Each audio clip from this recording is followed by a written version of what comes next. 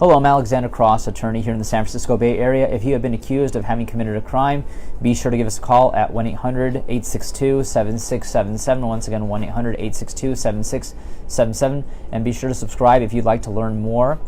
Subscribe to this YouTube channel, Alexander Cross. Let's see. So here's a question we received on our channel. Let's see. My son is a minor. He went to a party in my car.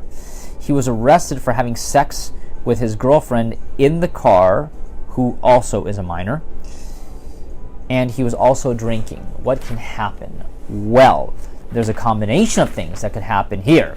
Number one, he was a minor who was apparently driving a car. Well, if he's not 18 years old, doesn't have a license to drive a car, well, this would be a violation of Vehicle Code, Section 12500.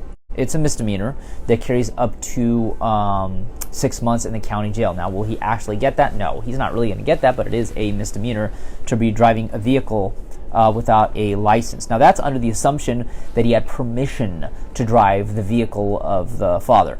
If he didn't have permission, they could file a violation of Vehicle Code Section 10851, which could be filed as a felony that could carry up to 3 years.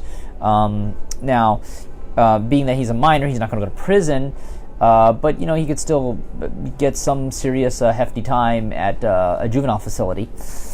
And it says right here that he was arrested for having sex with in the vehicle with his girlfriend, who was also a minor. Well, here's the deal with that. See, having sex in a vehicle with his girlfriend, first of all, he could be charged with indecent exposure. They could actually both be charged with indecent exposure, which would be a violation of Penal Code Section 314, which could be filed as a misdemeanor or a felony. But the bad part is that you may also have to, her son may have to register as a sex offender for life under Penal Code Section 290. And when somebody has to register as a sex offender for life, they have to go to the police on the day of their birthday and give prints and take a mugshot. And that's terrible because the information will show up on meganslaw.ca.gov. Then the other charge that we're looking at potentially is because they were both minors, they could both be charged with statutory rape, both of them, both the boyfriend and the girlfriend, which would be a violation of Penal Code Section 261.5. If there's less than a 3-year age difference here, which more likely there will be, this would be a misdemeanor, which carries a potential of up to 1 year. And on top of it, it says right here that he was drinking. Well, the drinking part's not that big of a deal. Granted, he's not 21 years of age. More likely, he'll just be hit with an infraction for drinking because he is not 21.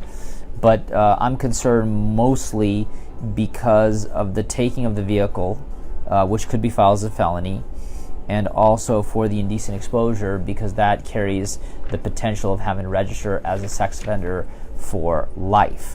So yeah, there are definitely some potential, there's definitely potential downside in this case, and what would be necessary to do in this situation is obviously go to court, enter pleas of not guilty, and order all the evidence, because you have to see how solid this case is. Now, if the police, had video, they were recording the incident, they came up to you with camera, and there you are, and the kid was in there having sex with his girlfriend, and they're in the father's car, and right there, that already takes care of the 261.5 and the 314 and potentially the 10851.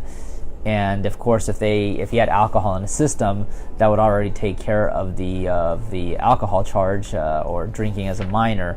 So really, in a situation like that, especially if the police have all the evidence, in a situation like that, it'd probably not be a good idea to take this matter to trial, because if it went to trial, there's a good probability that at a bench trial, because there are no jury trials for juvenile cases, the judge will be the undisputed decider on that.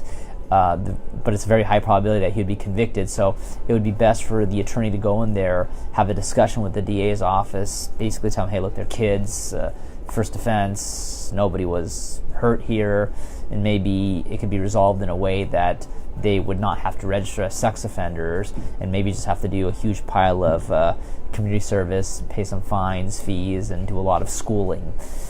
But in either case, if you have been accused of having committed a crime of this nature, or anybody in your family has been accused of committing a crime of this nature, be sure to give us a call at 1-800-862-7677. Once again, 1-800-862-7677 here in the San Francisco Bay Area.